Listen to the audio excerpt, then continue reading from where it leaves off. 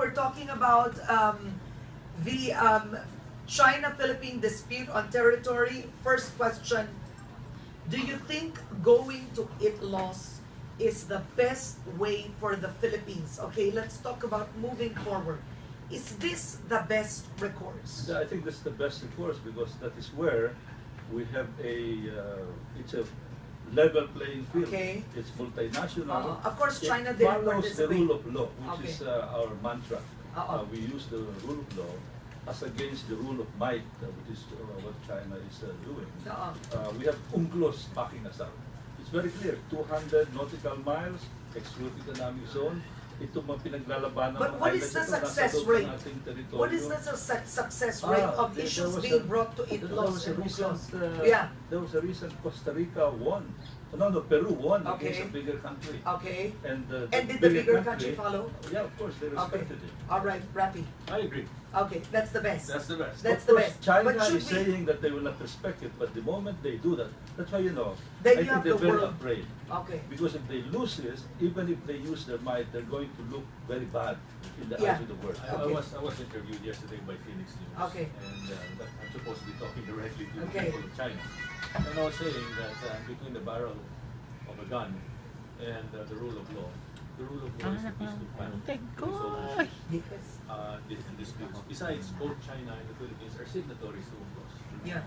And China, being a member of the UN Security Council, and after having manifested publicly that it wants to be a good neighbor, should follow the rule of law. It should honor its word. What China is doing is something that's eroding their political capital and global goodwill, and they should understand that. Okay. They're in a no-win situation. So I think the other thing is that in our constitution we said that we're not going to use war as a policy to pursue our national interests. Self-defense is our position. Right? Okay. And therefore that behooves us to follow the rule of law. Okay. Now, just recently you had Australia, I mean, not speaking for likely for the Philippines, but asking that lanes be open for easier transit.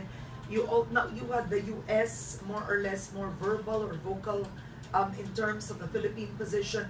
Is it good for us that we have the United States speaking for us when it comes to our relationship in the ASEAN? No, I don't think the U.S. should be speaking for us. Okay. We should be speaking for ourselves, and we should be defending ourselves. Now, if the U.S. comes in to help, that's welcome. Okay. Now, what's coming out Is now that good for us? Well, it's good for us that we are in agreement with most of the civilized countries in the vicinity. Japan is with us, Vietnam is with us, Okay. Australia, New Zealand, India. On the other side, North Korea.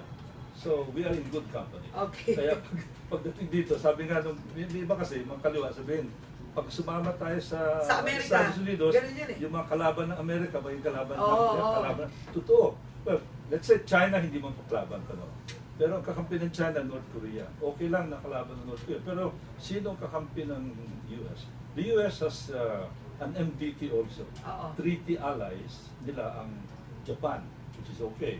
South Korea, okay. Australia and New Zealand. 5 countries in the vicinity, okay. including the Philippines, have MDTs All right. with the United States. Okay. That's good company. That's And good. I'd like to add that just the other day it was reported that more than 60 Christian Democrat countries Have sided with us. have sided with us. Okay. Now, with all these potential retaliatory actions that China could take, is the Philippines prepared to safeguard, number one, its systems, its data, its interests? Those are questions I'm asking myself. Okay. I'd like the authorities to assure the people that even if we don't have the military might to stand up to China, that we've taken all the measures necessary to protect other aspects of our national security, like the economy, Yeah. like our trade, Yeah. like our Because ecology. we will be reeling from whatever consequences and Yes. effects. I think After President Aquino is long gone, that's the usual comment I've heard is President Aquino has a year and a half to go, And then what would happen is if ITLOS does not decide within a year and a half, we have a new president who may take a different stand. But We in fairness, there's a study conducted. wait, in fairness, I've come across information that the government is moving. Yes, yes.